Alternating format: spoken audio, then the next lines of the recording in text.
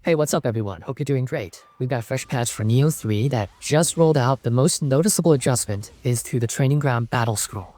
Enemy health has been ramped up significantly, and on top of that, you can now pray at the shrine while you're in the middle of those training ground battles, which changes how you can approach those encounters if you were used to relying on shrine access being off limits. That one tweak alone shifts the risk and reward of testing builds in the training ground and makes some of those practice runs feel more like actual fights rather than just brief drills. Now, moving past that headline change, the patch is really focused on smoothing out progression blockers, multiplayer syncs, and a bunch of combat quirks that were tripping people up since launch.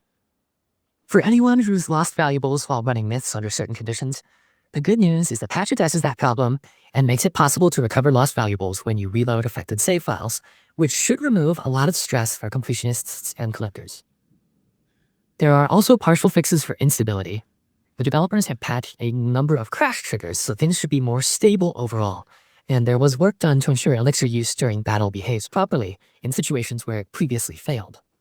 Progression and mission fixes are a big chunk of this update, and if you've been stuck in any of the myths where characters glitched out or items failed to deliver, those edge case issues were specifically targeted. For example, scenarios that could block progress when investigating certain areas in the Eternal Rift were cleaned up, and a number of missions where NPCs like Takasugi, Shinsaku, or Kajiwara Kabutoki could become immobile have been fixed, so you should no longer get stuck mid-mission.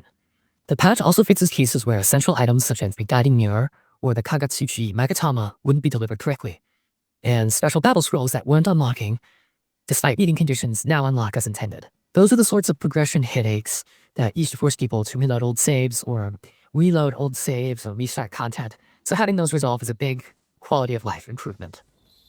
On top of that, there were fixes around the battle scrolls system itself. For instance, situations where reaching the item box limit would prevent choosing return at the shrine, or where dual type aim actions cause enemies to respond too quickly, have been ironed out so the flow of those encounters is more consistent.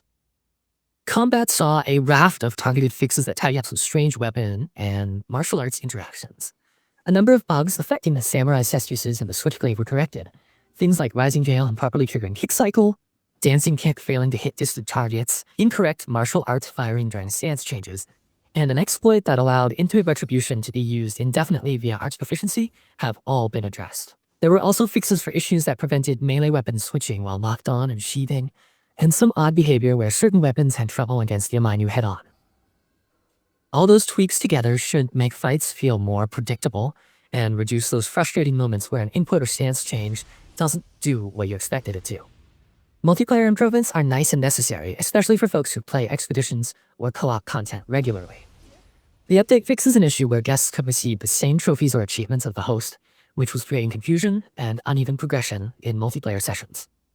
There are also fixes for control issues that could crop up during specific multiplayer encounters, for example, controls freezing during some fights, so your co-op runs should be smoother overall. On the platform-specific side, PlayStation 5 players should see a fix that prevents the friend search function from ceasing to work after an extended multiplayer room creation period, which has been a pain point for longer sessions. Steam and PC players get a handy safety net added in. The game will now automatically generate a backup copy of save data when loading, which is a welcome precaution against rare save corruption or accidental loss.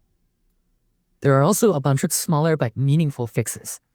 Equipment stats disappearing after soul match have been corrected, so your gear screens stay trustworthy. The special effect Nullify Reduced Movement now works properly, and a crash triggered by deflecting trap attacks under very specific set bonus conditions was patched.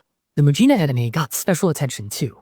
They used to respawn or behave incorrectly after certain save reload sequences or treasure chest interactions, and multiplayer Mujina behavior syncing has been fixed, so hosts and guests see the same enemy actions now.